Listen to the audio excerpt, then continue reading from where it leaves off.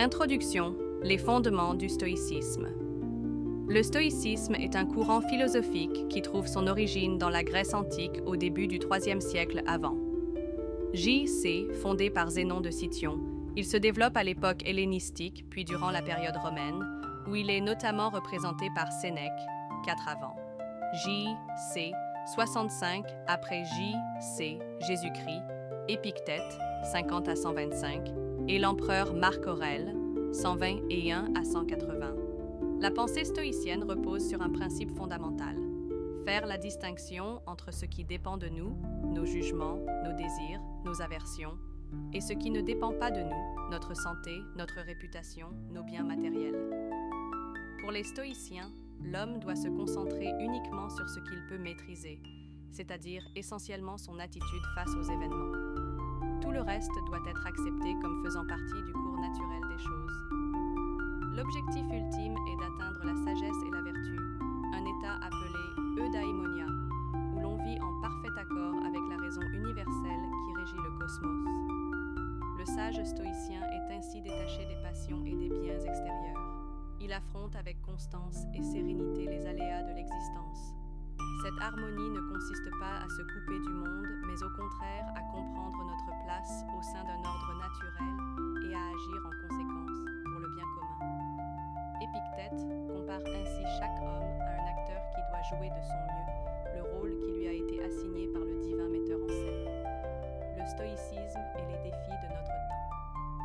Bien que la philosophie stoïcienne ait plus de 2000 ans, ses enseignements restent d'une grande actualité pour faire face aux défis de notre époque. Dans un monde marqué par l'incertitude, la pression sociale et l'hyperconnexion numérique, le stoïcisme nous rappelle que nous avons toujours un espace de liberté intérieure. Face au stress au travail, il nous enseigne à nous focaliser sur la qualité de nos actions plutôt que sur la réaction de notre hiérarchie ou de nos collègues. Pour gérer nos peurs et nos anxiétés, les stoïciens recommandent la technique de la préméditation des mots qui consiste à imaginer le pire scénario pour mieux l'accepter s'il se produit. Cela ne signifie pas sombrer dans le catastrophisme, mais au contraire se préparer à affronter les épreuves avec courage et lucidité. Dans le cas de critiques injustes, le stoïcisme préconise de ne pas se laisser emporter par la colère, mais de répondre de façon mesurée, en restant fidèle à nos valeurs. Comme le résume Marc Aurèle, la meilleure façon de se défendre est de ne pas ressembler à celui qui nous agresse. Complémentarité avec d'autres sagesses. La philosophie stoïcienne présente de nombreux points communs avec d'autres courants de pensée, en particulier le bouddhisme. Tous deux mettent l'accent sur le détachement vis-à-vis des biens matériels et le contrôle de nos passions pour parvenir à un état de paix intérieure. Cependant, là où le stoïcisme tend à adopter une attitude volontariste de maîtrise rationnelle, le bouddhisme insiste davantage sur l'acceptation du caractère changeant et insatisfaisant de l'existence, anicca et dukkha. Une voie du milieu est sans doute de cultiver à la fois l'ancrage et la détermination des stoïciens et la souplesse et l'ouverture d'esprit des bouddhistes. Une telle harmonie dynamique permet d'allier force intérieure et adaptation aux situations.